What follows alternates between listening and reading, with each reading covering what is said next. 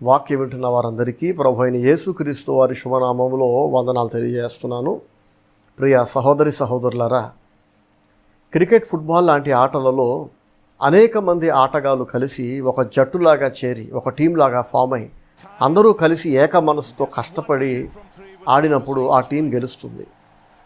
ఆ టీంలో అనేక మంది వ్యక్తులు ఉన్నా కూడా టీం గెలిచినా లేదా ఓడిపోయినా ఒక వ్యక్తి లేదా కొందరు వ్యక్తులు ఓడిపోయారు గెలిచారని మనం అనం కదా. టీం గెలిచింది అంటాం లేదా టీం ఓడిపోయింది అంటాం. ఫుట్బాల్ లాంటి ఆటల్లో గోల్ కీపర్ అని విడిగా ఉంటాడు. ఆ గోల్ కీపర్కి సపోర్ట్ చేసే డిఫెండర్స్ ఉంటారు నెక్స్ట్ లెవెల్లో. ఆ తర్వాత మిడ్ కోర్ట్లో ఆడేవాళ్ళు, ఆ తర్వాత ఫార్వర్డ్ ప్లేయర్స్. ఇలా ఎవరి ఆట వాళ్ళు సక్రమంగా, సమర్థవంతంగా, నమ్మకంగా ఆడితే టీం గెలుస్తుంది. క్రికెట్లో కూడా అంతే. బౌలర్లు సరిగ్గా బౌలింగ్ చేయాలి, బ్యాట్స్మెన్లు మంచిగా బ్యాటింగ్ చేయాలి, వికెట్ కీపర్ తన పని తను సమర్థవంతంగా చేయాలి. ఇలా ఎవరి ఆట వాళ్ళు సరిగ్గా ఆడినప్పుడే టీం గెలుస్తుంది కదండి. దీన్ని టీం ఎఫర్ట్ అంటారు, సమష్టి కృషి అంటారు తెలుగులో. సరిగ్గా అలాగే దేవుని రాజ్యములో, దేవుని పని విషయంలో కూడా పరలోకమందున దేవుడు ఈ భూమి మీద ఆయన చేయదలిచిన ఏ పనికైనా అనేక మంది వ్యక్తులను ఒక టీంలాగా చేరుస్తూ ఉంటాడు. దేవుని నిత్య ప్రణాళికలు, దేవుని ఎటర్నల్ ప్లాన్స్ అండ్ పర్పసెస్ ఈ భూమి మీద ఆయన నెరవేర్చాలనుకున్నప్పుడు ఆయన కేవలం ఒక వ్యక్తిని మాత్రమే పిలవడు. ఇది మనసులో పెట్టుకోండి. అనేక మంది వ్యక్తులను ఒక జట్టులాగా దేవుడు చేర్చుతాడు. కానీ ఎక్కువ మంది ఏమనుకుంటారంటే, ఎవరినైతే దేవుడు వాక్యం బోధించడానికి పిలిచాడో ఆ వ్యక్తి మాత్రమే దేవుని సేవకుడు, దేవుని సేవ అనేది ఆ ఒక వ్యక్తి బాధ్యత మాత్రమే అని చాలామంది అనుకుంటూ ఉంటారు. ప్రియ సహోదరి సహోదరులారా, నిజానికి దేవుని పని చేయటం, దేవుని పని సమర్థవంతంగా జరిగేలాగా చూడటం అనేది ఒక బోధకుడి పని మాత్రమే కాదు. నిజమే, దేవుడు కొందరిని మాత్రమే తన సందేశాన్ని బోధించటానికి బోధకులుగా పిలుస్తున్నాడు. కానీ మరి ఎవరినైతే దేవుడు పిలవలేదో అలాంటి అనేక మంది వాళ్ళేం చేయాలి? వాళ్ళకి ఇంకేం పని లేదా? దేవుని పనిలో వాళ్ళకి బాధ్యత లేదా? దేవుని రాజ్యంలో వాళ్ళ పని ఏంటి, వాళ్ళ బాధ్యత ఏంటి అని ఆలోచిస్తే, దేవుడు ఎవరినైతే తన వాక్యం బోధించమని, తన సందేశాలు అందించమని బోధకుడిగా, ప్రసంగికుడిగా పిలుస్తున్నాడో ఆ వ్యక్తికి సహకరించాల్సిన బాధ్యత మిగతా వారందరిపైన ఆటోమేటిక్గా దేవుడు పెట్టాడు. మీతో కనుక ప్రభువు మాట్లాడి నువ్వు నా వాక్యం బోధించు, నా పని చేయని పిలవకపోతే ఇక నాకు పని లేదు అని మీరు అనుకోకండి. నేరుగా దేవుడు మీతో మాట్లాడలేదు అంటే అర్థం ఏంటంటే, ఎవరితో అయితే దేవుడు మాట్లాడి తన సేవకుడికి పిలిచాడో ఆ దైవజనుడికి మీరు సహకరించాలనేది మీ పిలుపు అన్నమాట. పిలువబడ్డ వాళ్ళేమో దేవుని వాక్యోపదేశం చేయాలి.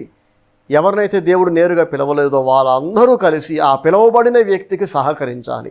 ఇది వాక్య సారాంశం, ఇది వాక్య సత్యం. అపోస్తలుడైన పౌలు విషయమే కనుక మనం చూస్తే, ఫిలిప్పీయులకు రాసిన పత్రిక 4వ అధ్యాయంలో ఇలా రాస్తాడు పౌలు భక్తుడు. చూడండి, ఫిలిప్పీయులకు రాసిన పత్రిక 4వ అధ్యాయము 3వ వచనం. అవును, నిజమైన సహకారి ఆ స్త్రీలు క్లెమెంతుతోనూ నా ఇతర సహకారులతోనూ స్వార్థ పనిలో నాతో కూడా ప్రయాసపడిన వారు గనుక వారికి సహాయము చేయమని నిన్ను వేడుకొనుచున్నాను. ఆ సహకారుల పేర్లు జీవ గ్రంథమందు వ్రాయబడి ఉన్నవి. ప్రైజ్ ది లార్డ్, హల్లెలూయా. పౌలు భక్తుడు అంటున్నాడు, చాలామంది నాకు సహకరించారు. అందులో కొందరు స్త్రీలు ఉన్నారు, ఇంకా అనేక మంది ఇతర సహకారులు ఉన్నారు. వీళ్ళందరూ కలిసి ఏం చేశారట? నాతో కూడా స్వార్థ పనిలో ప్రయాసపడ్డారు అంటున్నాడు. కానీ మనకి వాళ్ళందరూ తెలుసా అండి? ఆ స్త్రీలు ఎవరో, వాళ్ళ పేర్లు ఏంటో, వాళ్ళ కథ ఏంటో, వాళ్ళ అమ్మా నాన్నలు ఎవరో, వాళ్ళ ఊరేంటో, వాళ్ళు ఏ గోత్రమో, అవేమి ఆ వివరాలు, ఆ డీటెయిల్స్ మనకి తెలియదు కదా. మనందరికీ పరిచయం ఉన్నది, మన అందరం చదువుతున్నది, వింటున్నది, చూస్తున్నది ఇక్కడ అపోస్తలుడైన పౌలును మాత్రమే. కష్టపడ్డదేమో అనేక మంది, కానీ అందరికీ పరిచయం అవుతుందో మాత్రం అపోస్తలుడైన పౌలు మాత్రమే. ఇక్కడే చాలామందికి అసంతృప్తి, చాలామందిలో తిరుగుబాటు స్వభావం పుడుతుంది. ఎక్కడ? పౌలు భక్తుడు మాత్రమే అందరికీ కనిపిస్తాడా? అతడు మాత్రమే పాపులర్ అవుతాడా? అతని ముఖం మాత్రమే అందరికీ కనిపిస్తుందా? సహకరిస్తున్న, కష్టపడుతున్న, ప్రయాసపడుతున్న మేము మాత్రం ఎవరికీ పరిచయం కాము, మా ముఖాలు ఎవరికీ తెలియదు. కష్టపడుతుందేమో అందరూ, గుర్తింపు వస్తుందేమో పౌలు భక్తుడికి మాత్రమే. ఇదే బాధ, ఇదే అసంతృప్తి ఈనాడు అనేక మంది క్రైస్తవులలో నెలకొంటుంది. ఒక వ్యక్తిని దేవుడు తన సేవ కొరకు పిలిచి వాడుకుంటున్నప్పుడు నిజంగానే అనేక మంది సహకారుల సహాయము, సహకారము, కష్టము, త్యాగము లేకపోతే ఆ వ్యక్తి సమర్థవంతంగా దేవుని సేవ చేయలేడు. ఇప్పుడు మీరు చూస్తున్న ఈ వాక్యం, వింటున్న ఈ వాక్యం వెనక కూడా ఎంతోమంది త్యాగం ఉంది, ఎంతోమంది కష్టం ఉంది, ప్రయాసం ఉంది. కొంతమంది ఇప్పుడు ఇక్కడ నా దగ్గర ఉండి సహాయపడుతున్నారు, ప్రయాసపడుతున్నారు. కానీ చాలామంది ఇక్కడ లేకుండానే ప్రయాసపడుతున్నారు. ఇలా ఒక మంచి సందేశము రికార్డ్ చేసి అందరికీ అందించడం కోసం కొందరు ఇప్పుడు నేరుగా నా దగ్గర ఉండి సహాయపడితే, కొంతమంది దూర ప్రాంతాల్లో నా దగ్గర లేకపోయినా ఈరోజు రికార్డింగ్ చేసే ఈ పరికరాలు కొనడానికి ప్రొఫెషనల్ కెమెరాలు కానివ్వండి, ఆడియో రికార్డర్లు, మిక్సర్లు, లైట్లు, స్క్రీన్లు, లైట్ స్టాండ్లు, మంచి మంచి కంప్యూటర్లు, ఇవన్నీ సమకూర్చడానికి అనేక మంది సహకరించారు. అనేక మంది త్యాగము, ప్రయాస వెనకాల ఉన్నాయి. అలా ప్రయాసపడ్డ వాళ్ళందరూ నా దగ్గర లేరు, వేరే ప్రాంతాల్లో ఉన్నారు, దూర ప్రాంతాల్లో ఉన్నారు. ఈ వాక్యం రికార్డింగ్ అయిపోయిన తర్వాత ఎడిటింగ్ చేయడానికి, అది అవుట్పుట్ మంచిగా రావడానికి మరికొందరి సహాయం, మరికొందరి ప్రయాస. కానీ వాళ్ళెవరో మీకు తెలియదు కదా, వాళ్ళ ముఖాలు మీకు కనిపించట్లేదు. వాళ్ళు ఎంత కష్టపడ్డారో మీకు తెలియదు అసలు. మీకు అందరికీ కనిపిస్తుంది వాక్యం బోధించే నేను మాత్రమే. మీరు అనుకుంటారు స్టీవెన్ బ్రదర్ మంచి వాక్యం బోధించారు, మంచి పాట పాడారని. కానీ ఒక సందేశం వెనక, ఒక పాట రికార్డ్ అవ్వటం వెనక, ఒక ఊరు నేను వెళ్ళి దేవుని సేవ చేసి అనేక మందికి స్వార్థ ప్రకటించి అనేక మందిని ప్రభువులో నడిపించి సక్సెస్ఫుల్గా పని పూర్తి చేయడానికి నా వెనక మీకు కనిపించని అనేక మంది వ్యక్తులు ఉంటున్నారు. ప్రైజ్ ది లార్డ్, హల్లెలూయా. అనేక మంది సహకారులు ఉంటున్నారు, అనేక మంది త్యాగం ఉంది, అనేక మంది సమర్పణ ఉంది. ఇలా ఎంతోమంది కలిసి ఒక జట్టులాగా, ఒక టీం లాగా నాకు సహకరించడం వలన ఈరోజు నేను సమర్థవంతంగా దేవుని పని పూర్తి చేయగలుగుతున్నాను. అపోస్తలుడైన పౌలు ఫిలిప్పీయులకు ఒక పత్రిక రాశాడండి. ఆ పత్రిక రాయటానికి ఎంతమంది సహాయపడ్డారో, ఆ పత్రికలు మోసుకొని వెళ్ళి ఫిలిప్పీ సంఘానికి రాసిన పత్రికను అక్కడిచ్చి, రోమీయులకు ఒక పత్రిక, కొరింథీ సంఘానికి మరో పత్రిక, గలతీయులకు, కొలస్సీయులకు, ఇలా అనేక సంఘాలకు పౌలు భక్తుడు అనేక పత్రికలు రాశాడు కదా. ఈ పత్రికలని రాయబడడానికి, రాయబడ్డ పత్రికలు వాళ్ళందరికీ చేర్చడానికి ఎంతమంది కష్టం ఉంది, ఎంతమంది సహకారుల సహకారం ఉంది. కానీ వారికి గుర్తింపు లేదు అంటున్నాను. వాళ్ళ పేర్లు ఎవరికీ తెలియదు అంటున్నాను. వాళ్ళకి అసలు పాపులారిటీ లేదు, పబ్లిసిటీ లేదు. అయినప్పటికీ వాళ్ళు ఏ ఉద్దేశంతో కష్టపడ్డారు? వాళ్ళ పేర్లు తెలియకపోయినా, ముఖాలు పరిచయం కాకపోయినా గుర్తింపు వస్తుందంతా పౌలు భక్తుడికే. వాళ్ళకి ఏ గుర్తింపు లేకపోయినా మరి ఎందుకు కష్టపడ్డారంటే వాళ్ళు దేవుని కొరకు సహకరించారు. ప్రైజ్ ది లార్డ్, హల్లెలూయా. మంచి సహకారులు ఎవరైనా మనుషుల గుర్తింపు కొరకు, మనుషుల పాపులారిటీ కొరకు, పబ్లిసిటీ కొరకు ప్రయాసపడరండి. తీర్పు రోజున దేవుని న్యాయపీఠం ఎదుట అపోస్తలుడైన పౌలుని దేవుడు పిలిచి, బలా నమ్మకమైన మంచు దాసుడా, నీకు అప్పగించబడ్డ పనిని నువ్వు సక్సెస్ఫుల్గా, సమర్థవంతంగా పూర్తి చేశావు, తీసుకొని ఆయన ఇదిగో నీ బహుమానం అని దేవుడిస్తాడు. శాశ్వత కాలము, యుగయుగాలు నిలిచిపోయే బహుమానాలు దేవుడిస్తాడు. నిత్యత్వం అంతా నిలబడిపోయే బహుమానాలు. అలా ఇచ్చినప్పుడు అపోస్తలుడైన పౌలుకి దేవుని సేవలో సహకరించిన సహకారులందరినీ దేవుడు పిలుస్తాడు. బలానమ్మకమైన మంచి దాసులారా, రండి, ముందుకు రండి. మీరు గనక సహకరించి ఉండకపోతే, మీరు గనక ఆ రోజు త్యాగం చేసుకుని ఉండకపోతే, మీరు ప్రయాస పడకపోతే అపోస్తలుడైన పౌలు అంత మంచి పనిని చేయగలిగేవాడు కాదు. కాబట్టి మీ అందరి సహకారం వలన, మీ ప్రేమ వలన, మీ త్యాగం వలన, మీ కష్టం వలన ఒక దైవజనుడు తనకు అప్పగించబడ్డ పనిని సమర్థవంతంగా పూర్తి చేశాడు. కాబట్టి రండి నా కుమారులారా, నా కుమార్తెలారా రండి అని దేవుడు పౌలు భక్తునికి ఏ బహుమానం అయితే ఇచ్చాడో, పౌలు భక్తునికి ఏ మెప్పు అయితే, ఏ సన్మానం అయితే, ఏ గౌరవం అయితే దక్కిందో దానిని సరిగ్గా అదే ప్రతిఫలాన్ని, అదే స్థాయిలో నిత్యత్వమంతా నిలిచిపోయే శాశ్వత బహుమానాలను పౌలు భక్తుడికి సహకరించిన వాళ్ళందరికీ దేవుడిస్తాడు. ప్రైజ్ ది లార్డ్, హల్లెలూయా. దీని గురించే దావీదు నోట దేవుడు పలికించాడు. యుద్ధానికి వెళ్ళిన వాడికి ఎంత జీతమో యుద్ధ సామాగ్రి దగ్గర కావలి ఉన్నవాడికి కూడా అంతే జీతమని ఏనాడో దావీదు పలికాడు. ప్రియా సహోదరి సహోదరులారా, ఈ సందర్భంగా ఒక ముఖ్యమైన విషయాన్ని మీతో పంచుకుంటాను. దావీదు మామూలుగా పలికినట్లుగా మనకు అనిపించే అనేక మాటలు పరిశుద్ధాత్మ దేవుడే వాటిని పలికింపచేశాడని మీకు తెలుసా?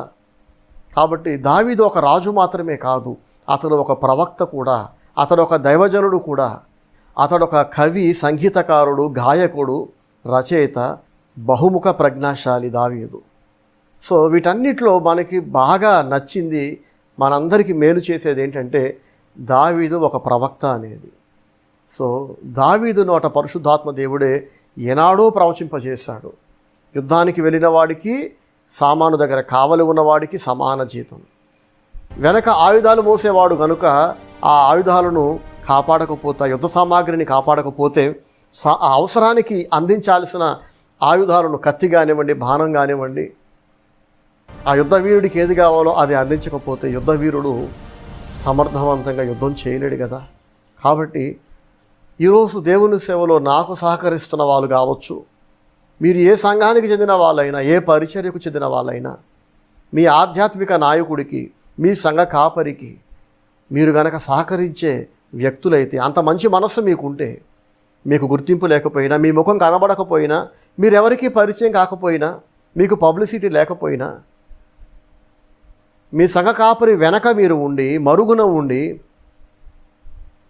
ఆ దైవజనుడు దేవుని పనిని సమర్థవంతంగా చేయడానికి మీరు గనక సహకరిస్తున్నట్లయితే, ఒక దైవజనుడు సమర్థవంతంగా చేస్తున్న ఆ పనిలో మీ భాగస్వామ్యం గనక ఉంటే, మీ హస్తం గనక ఉంటే, మీ ఇన్వాల్వ్మెంట్ గనక ఉంటే, మీ పేర్లు జీవ గ్రంథంలో పక్కాగా వ్రాయబడి ఉంటాయని మీరు గుర్తుపెట్టుకోండి. ప్రైజ్ ది లార్డ్, హల్లెలూయా. ఫిలిప్పీయులకు రాసిన పత్రిక 4:3లో మనం ఇంత చదువుకున్నాం కదా, అక్కడ పౌలు అంటాడు, ఆ సహకారుల పేర్లు జీవ గ్రంథములో వ్రాయబడి ఉన్నవి అంటాడు. ప్రత్యేకించి పౌలు భక్తుడు ఎందుకు ఆ మాట రాశాడంటే, దేవుడు ఎందుకు రాయించాడంటే, చాలామంది పేర్లు జీవ గ్రంథములో వ్రాయబడి ఉండవు. ఒకవేళ వ్రాయబడి ఉన్న దేవుడు వారి పేర్లను జీవ గ్రంథములో నుంచి తుడిచివేస్తాడట. ఎందుకని తుడిచివేస్తున్నాడు? కారణం ఏంటంటే ఇదేనండి, మా ముఖం ఎవరికి కనిపించినప్పుడు, మాకు గుర్తింపు రానప్పుడు, పౌలు భక్తుడు మాత్రమే అందరికీ కనిపిస్తే మరి మేమెందుకు సహకరించాలి? మాకు పబ్లిసిటీ లేనప్పుడు, మాకు పాపులారిటీ రానప్పుడు, మేము ఎవరికీ తెలియనప్పుడు వెనకాల ఉండి మేము సహకారులుగానే మిగిలిపోవాలా? పాపులారిటీ మొత్తం ఆ వ్యక్తికేనా, కష్టం అంతా మాది, పబ్లిసిటీ మాత్రం ఆయనకా అనే దురుద్దేశంతో, దుర్బుద్ధితో మనుషుల ఎదుట పాపులారిటీ కొరకు ప్రాకులాడే వాళ్ళందరి పేర్లు జీవగ్రంథంలో నుంచి తుడిచివేయబడతాయి. ఈనాడు ఎంతోమంది ఇటువంటి దుర్బుద్ధితో మరుగున ఉండి సహకరించే మంచి మనస్సు లేక, మేము సహకరిస్తే, మేము కష్టపడితే, మేము ప్రమోట్ చేస్తే మా పాస్టర్ గారు ఒక్కలే అందరికీ కనబడుతున్నారు, మేము ఎవరికి కనిపించట్లేదు, కాబట్టి నా ముఖం కూడా అందరికీ కనపడాలి, నా పేరు కూడా అందరికీ తెలిసిపోవాలి అని వీళ్ళ పబ్లిసిటీ పిచ్చితో, వీళ్ళ అధికార కాంక్షతో దేవుడు వారిని బోధకులుగా పిలవకపోయినా, దేవుడు వాళ్ళని పిలవకపోయినా, దేవుడు వారిని పంపకపోయినా, అనేక మంది వారి స్వలాభం కొరకు, వారి గుర్తింపు కొరకు, వాళ్ళ పబ్లిసిటీ కొరకు బోధకుల అవతారం ఎత్తి వాళ్ళ బుర్రకు తోచిన దాన్ని బోధించేస్తున్నారు. ఏదో ఒక చెత్త బోధించేస్తున్నారు. అందుకే బైబిల్ ఒకటే కానీ తప్పుడు బోధలు చూడండి, కోట్ల కొలది తప్పుడు బోధలు, తప్పుడు సిద్ధాంతాలు, తప్పుడు విశ్వాసాలు. ఎక్కడి నుంచి వచ్చాయి ఇవన్నీ అంటే, ఎవరినైతే దేవుడు పిలవలేదో, పంపలేదో అలాంటి వాళ్ళందరూ బోధకుల అవతారం ఎత్తి, బోధకుల స్థానాన్ని ఆక్రమించి, దేవుని సేవకులం అనిపించుకోవాలి, అప్పుడు మాకు గుర్తింపు వస్తుంది, పబ్లిసిటీ వస్తుంది, పాపులారిటీ వస్తుందనే పిచ్చితో దేవుడు చెప్పకపోయినా, దేవుడు చెప్పని పనులు చేస్తున్నారు. అందుకే అలాంటి వారి వలననే ఎన్నో కొత్త సంఘాలు పుట్టుకొస్తున్నాయి. వీధికో సంఘం, వీధికి 10 సంఘాలు, ఎక్కడి నుంచి వస్తున్నాయి ఎన్ని సంఘాలు? అటువంటి చాలామంది వ్యక్తులకు మినిమం మేనర్స్ ఉండవు, మర్యాదలు ఉండవు, మోరల్ వాల్యూస్ ఉండవు, పెద్ద చిన్న మర్యాదలు ఉండవు. నోరు తెరిస్తే బూతులు, అక్రమ సంబంధాలు, చెడలవాట్లు, సరైన బుద్ధి, బ్రతుకు, మాదిరి లేకుండా దేవుని సేవకుల పేరుతో ఎంతోమంది చలామణి అవుతున్నారండి ఈరోజు. కానీ వాళ్ళందరినీ దేవుడు పిలవలేదు, దేవుడు పంపలేదు. దేవుడు పిలవనప్పుడు పంపనప్పుడు ఎక్కడి నుంచి వచ్చారు ఈ చెత్త అంతా అంటే ఇలాగే మరుగున ఉండటం వాళ్ళకి ఇష్టం లేదు. గుర్తింపు కావాలి, పబ్లిసిటీ కావాలి, ఆ ముఖాలు అందరికీ తెలియాలి ఇప్పుడు. సో దేవుడు కొందరిని తన సేవ కొరకు పిలుస్తుంటే పిలవబడని వారంతా ఖచ్చితంగా ఆ దైవజనుడికి సహకరించి తీరాలి. ఎన్ని విధాలుగా వీలైతే అన్ని విధాలుగా మీ శక్తి కొలది, మీ మనస్సంతటితో, మీ హృదయం అంతటితో మనసు పెట్టి ఆ దైవజనుడికి మీరు సహకరించాలి. ఏదో ఒకట్లే చేసేసామని కాదు, ఆలోచించండి, మనసు పెట్టండి. ఇప్పటిదాకా మేము సహకరించిన దానికంటే, సహాయపడిన దానికంటే ఇంకా ప్రభావవంతంగా, ఇంకా మెరుగ్గా ఏ విధంగా మేము మా దైవజనుడికి, మా సంఘ కాపరికి దేవుని సేవలో సహకరించగలము అని ఆలోచించండి. ఒకవేళ ఇంతకంటే మెరుగ్గా సహకరించడానికి ఇంకేమీ లేదు అని మీ మనసుకు అనిపిస్తే, మీ మనస్సాక్షికి తోస్తే వెల్ అండ్ గుడ్, దేవుడు మీకు ప్రతిఫలం ఇచ్చేస్తాడు. అలా కాకుండా నేను నాకు ఇవ్వబడ్డ అవకాశాలను వాడుకొని ఇంకా మెరుగ్గా నేను దేవుని సేవలో మా సంఘ కాపరికి, దైవజనుడికి సహాయం చేయొచ్చు, ఇంకా ఎక్కువగా నేను సహకరించే అవకాశం ఉంది, అయినప్పటికీ నేనే దూరంగా ఉంటున్నాను, నేనే కావలసిన విధంగా సహకరించట్లేదు, సహకరించే మంచి మనస్సు నాకు లేక సహకరించగలిగి కూడా నేను సహకరించట్లేదని మీకు అనిపిస్తే, మీ మనస్సాక్షి మీ పైన నేరం మోపితే, ప్రియ సహోదరి సహోదరులారా, ఈరోజు ఈ సందేశము ద్వారా ప్రభు మీతో మాట్లాడుతున్నాడు. మీరు దేవుని క్షమాపణ అడగండి. సహకరించగలిగి కూడా మీరు సహకరించకపోవడం పాపము, అది నేరము, అది మీ బాధ్యత, మీ విధి. ఒకానొక రోజున దేవుడు మిమ్మల్ని లెక్క అడుగుతాడు. ఇంతకంటే మెరుగ్గా సహాయపడగలిగి కూడా నీవెందుకు సహాయపడలేదు? కారణం ఏంటి? లేదు ప్రభా, నేను సహాయపడ్డాను కదా, నీకు తెలుసు కదా అంటే, నువ్వు సహాయపడ్డావు కానీ నీ శక్తి కొలది నువ్వు సహాయపడలేదు. నేను నీకు ఇచ్చిన అవకాశాల కొలది, శక్తి కొలది, నేను నిన్ను దీవించిన కొలది నువ్వు ఇంకా ఎక్కువగా సహాయపడవచ్చు కానీ సహాయపడలేదు. కాబట్టి ఇది నీ పైన నేరంగా మోపబడుతుంది అని దేవుడు లెక్క అడుగుతాడు. కాబట్టి తీర్పు రోజున సిగ్గుతో తలదించుకునే బదులు ప్రతి ఒక్కరూ మనసు పెట్టి ఆలోచించండి. అది మనందరి బాధ్యత. ఎవరినైతే దేవుడు వాక్యం బోధించమని పిలిచాడో ఆ వ్యక్తి సమర్థవంతంగా దేవుని వాక్యాన్ని ఎన్ని విధాలుగా వీలైతే అన్ని విధాలుగా అందరికీ అందించే ప్రయత్నం చేయాలి. ఎవరినైతే దేవుడు తన సేవ కొరకు పిలవలేదో అటువంటి మిగతా వ్యక్తులంతా కూడా పిలువబడ్డ వ్యక్తికి సహకరించాలి. ఎన్ని విధాలుగా వీలైతే అన్ని విధాలుగా, అంతకంతకు మరింత మెరుగ్గా మనసు పెట్టి ఆలోచించి దేవుని కొరకు సహకరించాలి. ఇప్పుడు ఈ వాక్యం రికార్డ్ చేయబడుతూ ఉండగా ఇక్కడ చాలామంది వ్యక్తులు ఉన్నారు, నాకు సహాయపడుతున్నారు, వాళ్ళెవరూ మీకు కనిపించట్లేదు. ఇంత చెప్పుకున్నాం కదా, ఇక్కడ లేని వారు కూడా ఎంతోమంది ఉన్నారు. అందరి త్యాగం, అందరి ప్రయాస, అందరి సహకారంతోనే ఈరోజు దేవుని పని సమర్థవంతంగా జరుగుతుంది. కానీ మీకు విషయం తెలుసా? ఈరోజు దేవుని సేవలో నాకు సహకరిస్తున్న వాళ్ళు మాత్రమే కాకుండా ఇంకా చాలామంది సహకరించకుండా దూరంగా ఉండిపోతున్నారు. సహకరించగలిగి కూడా మేమెందుకు సహాయపడాలి, మేమెందుకు సహకరించాలి, మాకు గుర్తింపు లేనప్పుడు, మేమెవరికి తెలియనప్పుడు, మేమెవరికి పరిచయం కానప్పుడు మేమెందుకు సహకరించాలి, మేమే నేరుగా ఎందుకు వాక్యం బోధించకూడదని చెప్పి ఎవరికి వారే నేరుగా ఒక పరిచర్య ఏర్పాటు చేసుకుని ఒక సంఘాన్ని ప్రారంభించి వాళ్ళు బోధకులుగా తయారై బోధిస్తున్నారు. ప్రియ సహోదరి సహోదరులారా, అటువంటి మనస్తత్వం అత్యంత రోత నీచమైన మనస్తత్వం. ఇది కోరహు స్వభావం కలిగింది. దేవుడు గనక ఒకవేళ మిమ్మల్ని బోధకునిగా బోధించమని పిలవకపోతే మీరు 100 ప్రసంగాలు చేసినా, 1000 ప్రసంగాలు చేసినా వాటి వలన ఒక్క వ్యక్తి కూడా మారడు, ఒక్క వ్యక్తి కూడా రక్షించబడడు. మీ ఆరాటం, మీ అడావిడి, మీరు అలసిపోతారు తప్ప మీకు గుర్తింపు రాదు. మీ డబ్బులు వేస్ట్ అవుతాయి, మీ టైం వేస్ట్ అవుతుంది, ఎవరూ రక్షించబడరు, దేవుని నామానికి మహిమ రాదు. ఇవన్నీ కాక దేవుడు దంతాడు, మరి దేవుడు దెబ్బ కొడతాడు ఖచ్చితంగా. దేవుడు తీర్పు రోజు మాత్రమే కాదండి, ఈరోజు ఎంతోమంది ఆర్థికంగా చితికిపోవడానికి, ఆరోగ్యాలు నాశనం చేసుకోవడానికి, అకస్మాత్తుగా అన్నీ బాగున్నాయి అని అనుకుంటూ ఉండగా హఠాత్తుగా కుప్పకూలిపోతున్న వాళ్ళు ఎంతోమంది ఉన్నారు. అలాంటి వాళ్ళు మళ్ళీ నాకు ఫోన్ చేసి అడుగుతుంటారు, బ్రదర్ ఏంటండి మా బ్రతికి ఎలా అయిపోయింది, ఒక్కసారిగా కుప్పకూలిపోయామండి, ఆర్థికంగా చితికిపోయాం, ఆరోగ్యాలు నాశనం అయిపోయినాయి, మా పరువు పోయింది, మా గౌరవం దెబ్బతింది. మాకు ఎందుకు ఇట్లా అయిందంటే మీరెందుకని దేవుని సేవకుడు అవతారం ఎత్తారు. ఇది పురుషులకు మాత్రమే కాదు, స్త్రీలకు కూడా వర్తిస్తుంది. ఎవరి పని వాళ్ళు చేయాలి. ఒకవేళ మీలో ఎవరైనా కనుక దేవుడు మిమ్మల్ని పిలవకపోయినా దేవుని సేవకుల అవతారం ఎత్తితే కనుక మీరు భారీ మూల్యం చెల్లిస్తారు. ఒకవేళ ఇప్పటికే కనుక మీరు ఆ స్థాయిలో మీరు ఉంటే, ఆ స్థానాన్ని మీరు ఆక్రమించి ఉంటే, it's never too late to change your self according to the word of God. దేవుని వాక్యానుసారంగా మిమ్మల్ని మీరు మార్చుకోవడానికి ఏం ఆలస్యం అయిపోలేదు, ఇంకా ఆలస్యం కాలేదు. ఇప్పటికైనా మానేయండి. ఇంతకాలం మీరు చేసిన ఆ పిచ్చి పనులు, దేవుని సేవ పేరుతో మీరు చేస్తున్న పిచ్చి వేషాలు, పిచ్చి చేష్టలు, ఆ పిచ్చి బోధలు మానేయండి. ఆ పిచ్చి బోధల వలన ఎవరికి మేలు అవ్వదు, ఎవరు రక్షించబడరు, ఎవరు మార్పు చెందరు, దేవునికి మహిమ కలగదు. పైగా మీరు దెబ్బలు తింటారు. బహుశా ఆ కారణంగానే మీకు దేవుడు చెప్పని పనులు మీరు చేస్తున్నందుకు దైవజనుడికి సహకరించరాని ఆయన అంటే దేవుని సేవకుడికి సహకారిగా ఉండటం మానేసి మీరే నేరుగా వాక్యం బోధిద్దామని బయలుదేరితే మీరు దీవించబడడానికి బదులుగా మీరు శపించబడతారు. ఇంతకాలం మీకు తగిలిన దెబ్బలు, మీరు కోల్పోయిన ఆశీర్వాదాలు, పోగొట్టుకున్న దీవెనలు, ఎదురు దెబ్బలు, మీకు తగులుతున్న ఎదురు దెబ్బలు, అశాంతి, అనారోగ్యాలు, ఆర్థిక సమస్యలు, వీటన్నిటికీ ఒకవేళ ఇదే కారణం అనుకోండి.